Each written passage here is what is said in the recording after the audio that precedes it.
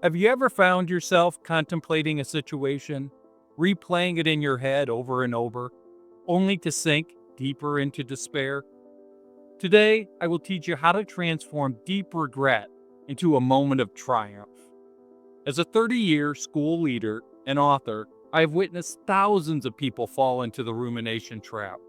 However, if you give me 15 minutes, I will not only tell you how to avoid this pitfall, but I will transform your rumination challenge into a powerful technique to solve the very issues that plague me.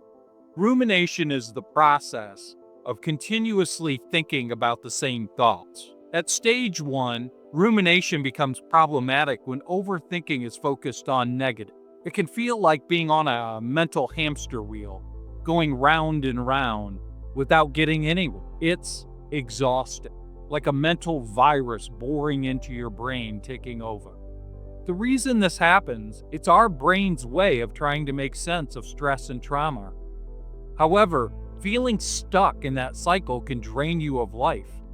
The more you think, the more you can spiral further and further into a mental abyss. A strong sense of escape will well up inside you. You just want it to end. The first question you must ask yourself is, did I do anything wrong? You must be honest with yourself. And many people aren't. This avoidance can cause you to move on to stage 2, deflection. You begin to find external reasons for your failures. I wasn't able to do it because fill in the blank. It was somebody else's fault. They just don't like me. You can pretty much choose any excuse you want. The person justifies the defense simply to give themselves a reprieve from the anxiety.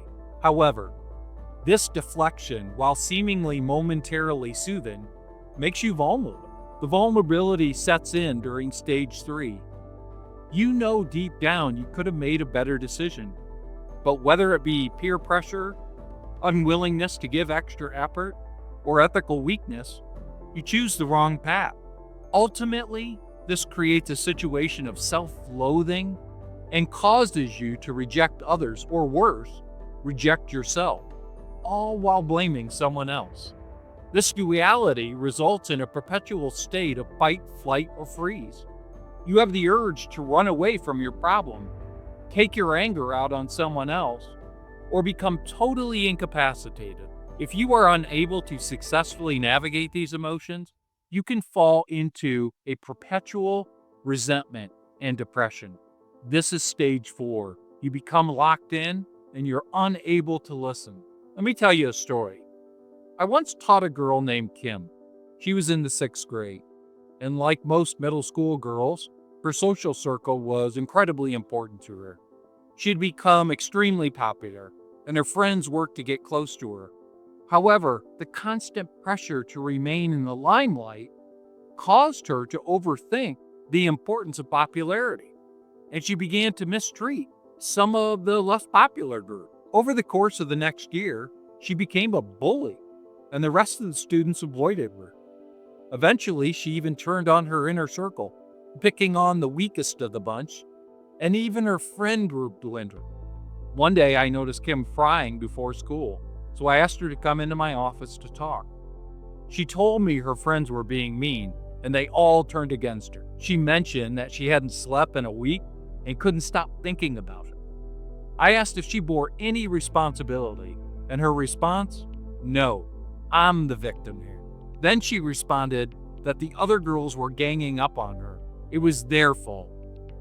Her sadness, unfortunately, translated to anger.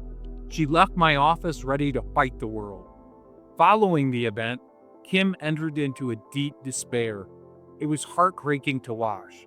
I've seen this journey many times, and it almost always results in isolation and anxiety. You probably experienced this pattern yourself. A person moves from rumination to deflection to vulnerability and ultimately spirals downward into perpetual stagnation. Now that you know where the problem lies, let's shift your decision-making for the better. Simon Sinek believes strongly in becoming a better version of yourself. Typically, this means changing something ineffective to something effective. And this is where we change the rumination pathways. Like I stated before, rumination is the process of continuously thinking about the same thoughts. But you see, it's not the thinking about the situation that's the problem. It's what you do with the information. When a person is ruminating, they are typically considering alternatives to their decisions. I should have done this, or I could have done something different. However, this regret in not doing those things elicits negative feelings. This is where you break the cycle. In stage 2, instead of deflection, you take accountability for your action. You can own your own decision, or at least the part you played in. Taking accountability fosters personal growth and builds trust in relationships, both professionally and personally. By owning your actions and their consequences, you will cultivate a sense of responsibility that encourages self-improvement.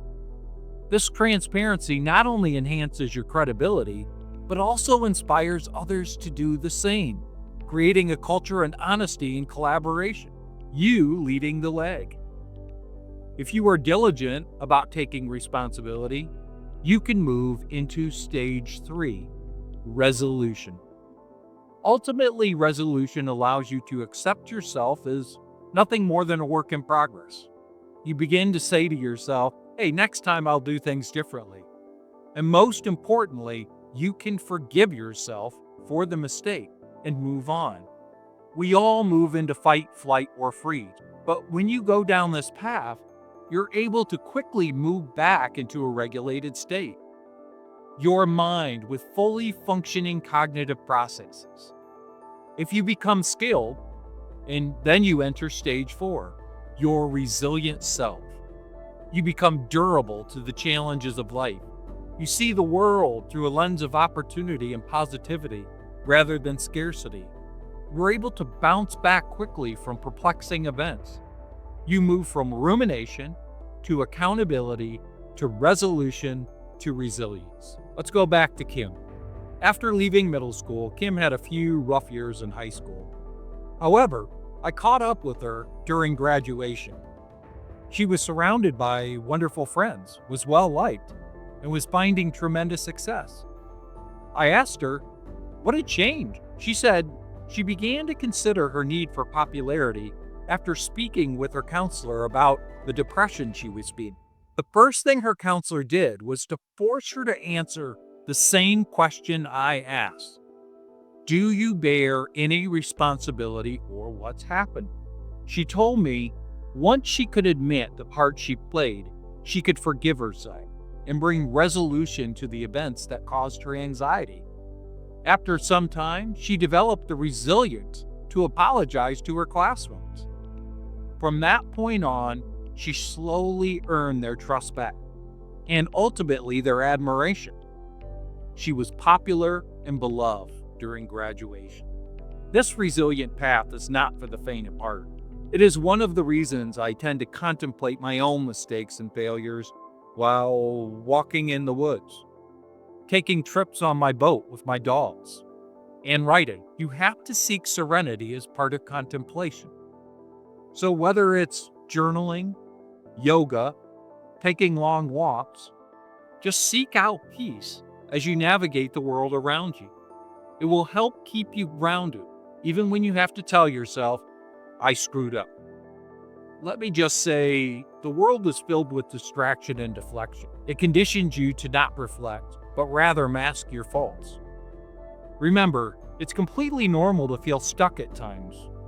The key is to recognize when you're ruminating and consciously decide to step towards accountability, resolution, and resilience, rather than deflect, become vulnerable, and finally be anchored to negative fixed mindsets. The choice is yours. If you found this video helpful, don't forget to like and subscribe and share your thoughts in the comments below. I would love to hear about your successful stories. Maybe even throw a hype in there. Thank you for watching. I know it's a lot to remember, but if you want to sustain all that you've learned while watching my videos, click here. It covers how to shed fragmented thinking for sustainable, long-term wisdom.